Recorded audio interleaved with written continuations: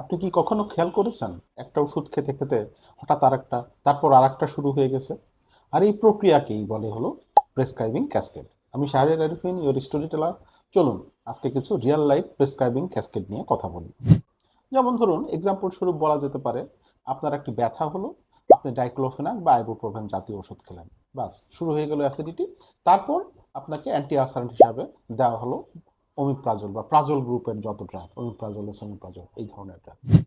বা আবার ধরুন, আপনি ব্লাড প্রেশার হলো, আপনার হাই ব্লাড প্রেশার হলো, আপনি খাওয়া শুরু করলেন অ্যামলোডিপিন, আপনার পা ফুলে গেল বা ইডিমা, যেটাকে মেডিকেলের ভাষায় বলা হলো, দেন আপনাকে আবার দেওয়া হলো ফিরোসামাইড।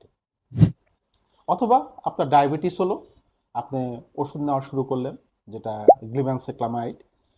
আপনার সুগার অনেক কমে গেল, দেখা গেল এখান থেকে আপনার আবার সাইড ইফেক্ট হিসাবে গ্রো করলো ডিজিনেস বা উইকনেস।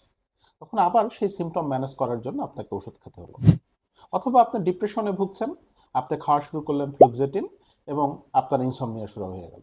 সেটা ম্যানেজ করার জন্য আপনাকে আবার খেতে হলো ক্লোনাজিপাম।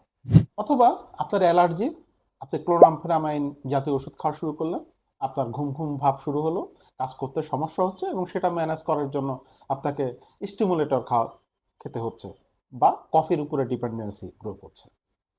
অথবা আপনার স্কিন অ্যালার্জি দেখা দিয়েছে, আপনি সেটা রিকভারি করার জন্য প্রেডনিসোলোন গ্রুপের কোনো ওষুধ খাচ্ছেন, বাস আপনার ওয়েট গেইন বেড়ে গেল, আপনার সুগার বেড়ে গেল, সেইটা আবার ডায়াবেটিস মেডিকেশন সেটার সাথে অ্যাড হলো। অথবা ধরেন, আপনি আপনার গ্যাস্ট্রিক বা অ্যাসিডিটি কন্ট্রোলের জন্য লং টার্ম প্রাজল গ্রুপের ওষুধ খাচ্ছেন, সেইটা কিন্তু লং রানে আপনাকে নিউট্রিয়েন্ট ডিফিসিয়েন্সি, যেমন বি12, ম্যাগনেসিয়াম, এগুলোর ডিফিসিয়েন্সিতে আপনাকে ভোগাতে পারে।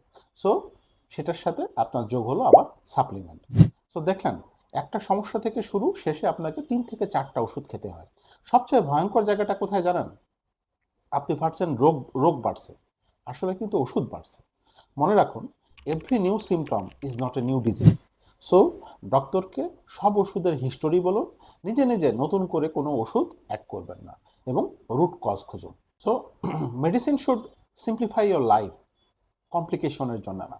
তবে একটা জিনিস পরিষ্কার, সব প্রেসক্রাইবিং ক্যাসকেট কিন্তু আবার খারাপ না। কিছু কিছু ক্ষেত্রে ডাক্তার ইচ্ছা করেই প্রোটেকশন দেন, যেমন এনএসএআইডির সাথে অ্যাসিডিটি কমাতে পিপিআই দেওয়া।